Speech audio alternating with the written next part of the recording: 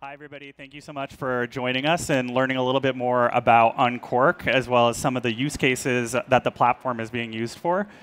Today, we're specifically going to talk about our codeless architecture and how that helps to future-proof your businesses.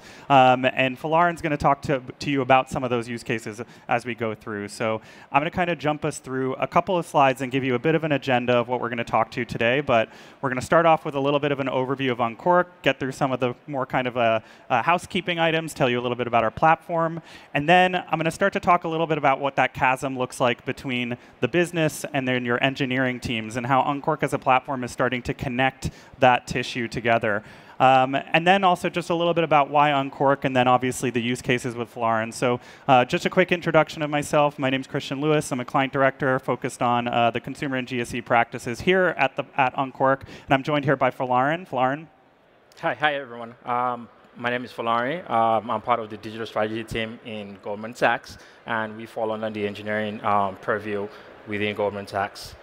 I'm also a solutions engineer, and my background is in computer science. Excellent. Awesome. So just to kick us off a little bit about who Unqork is. We are the first truly no-code platform when it comes to developing applications for heavily regulated enterprises, which is a very big mouthful. But it's for folks like banks, it's in healthcare providers, insurance providers, public sector, you name it. We have helped those customers build out different types of applications in a much more scalable way without legacy in the platform.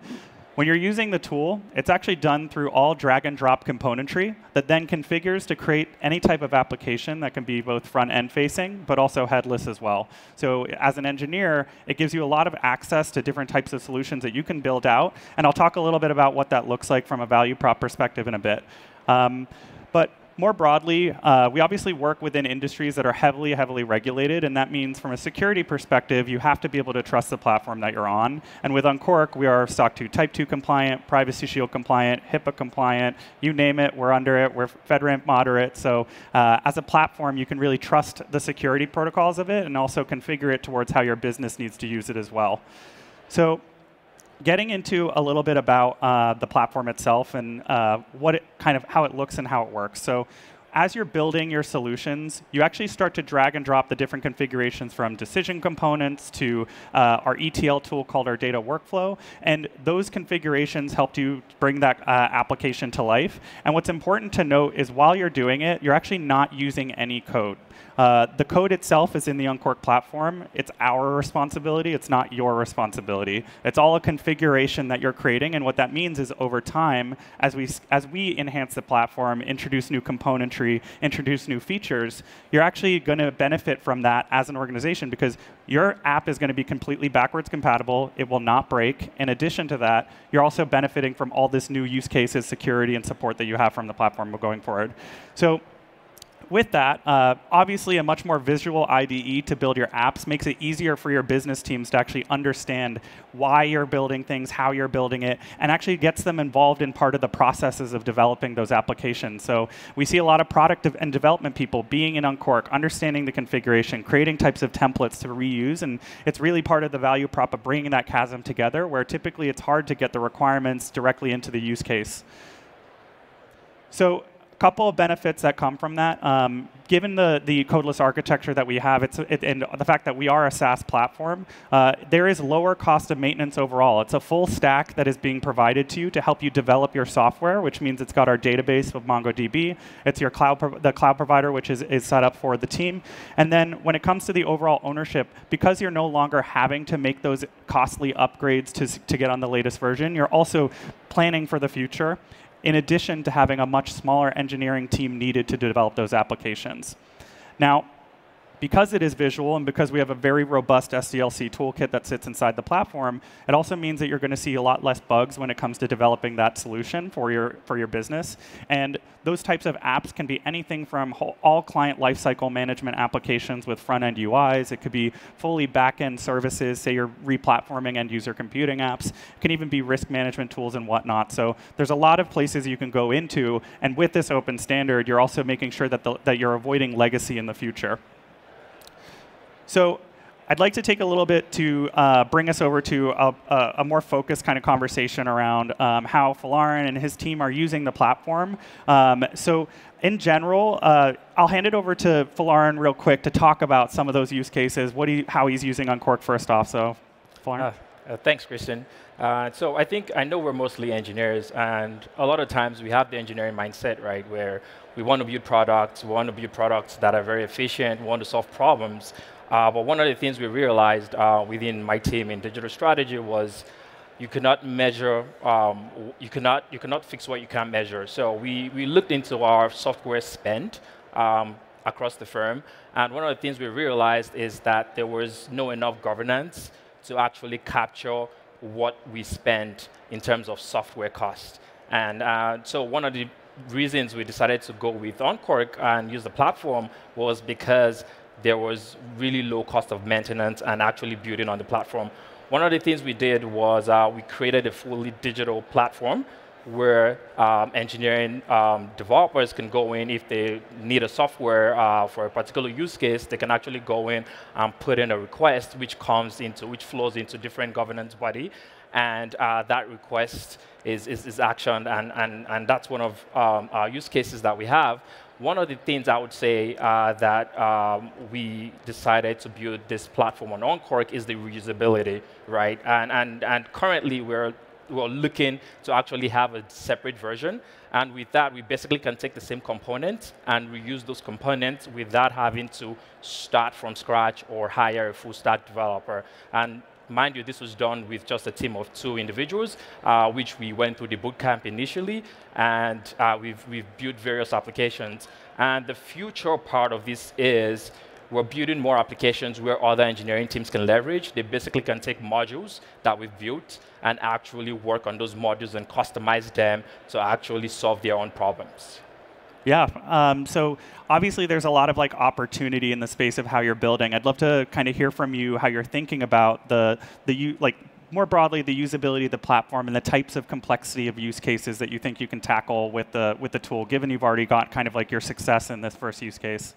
I think being in an industry such as financial service, where it's highly regulated and obviously we're very risk heavy, it takes a lot to actually build an application, and to many other firms it might be a little easier, but given our industry, we actually have to go through a lot of tech risk reviews to actually build an application. So I think using the platform, given the fact that we've onboarded the platform, it's gone through rigorous reviews within the firm, it removes any risk, or it basically lowers the risk, so to say, in terms of what we need to build. And so in terms of the complexity, I would say that we've leveraged the platform in multiple ways where we can actually build products that aim at very complex situations that normally, if we were to do that on a full stack environment, it would take months and months to build.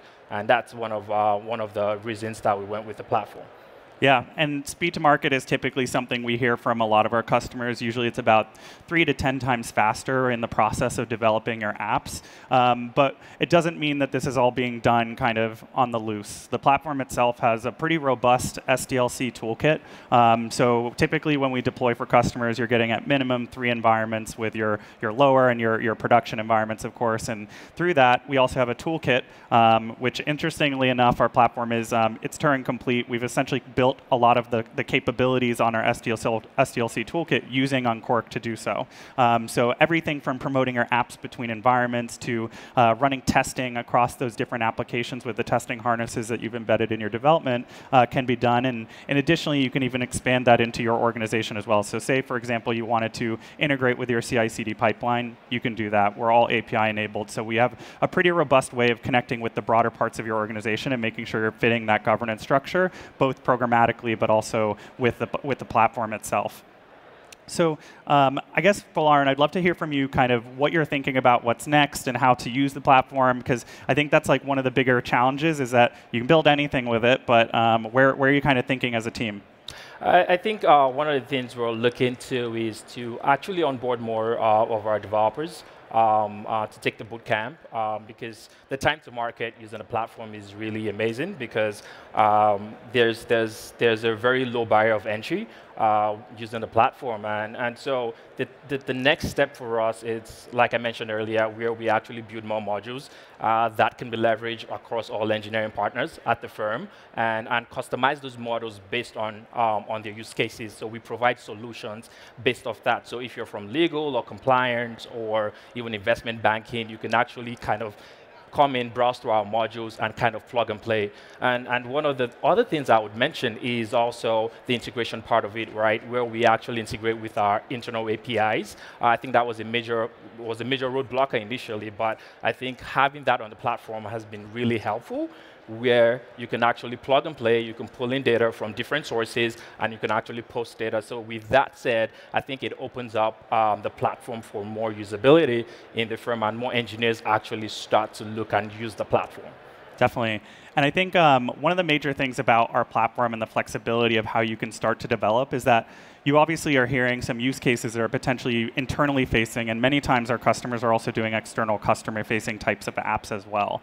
It really depends on what your priorities and needs are, but what we found is that teams who leverage Unqork as kind of like a central technical platform, where engineers can actually start to tackle some of that backlog. So if you think about some of these apps, like typical development within a bank, I previously used to work at a bank as well, it usually takes a lot of work to get the team corralled around a product roadmap. You have to make sure the compliance reviews, tech risk reviews, everything are being completed, and then you need to resource it pretty heavily. This actually consolidates quite a few of those roles, and Florian and his team have done an amazing job, given that he's just developed this like front to back from himself, and like you don't have to be a front-end web developer. You don't have to be a back-end developer only. You can do all of that within one platform, really catered towards the specific use cases that you and your team might have.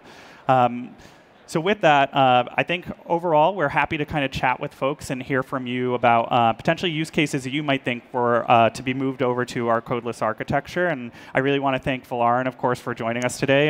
The team at Goldman has been an excellent partner in platform, in addition to obviously we're getting to work with folks like Florian on application development.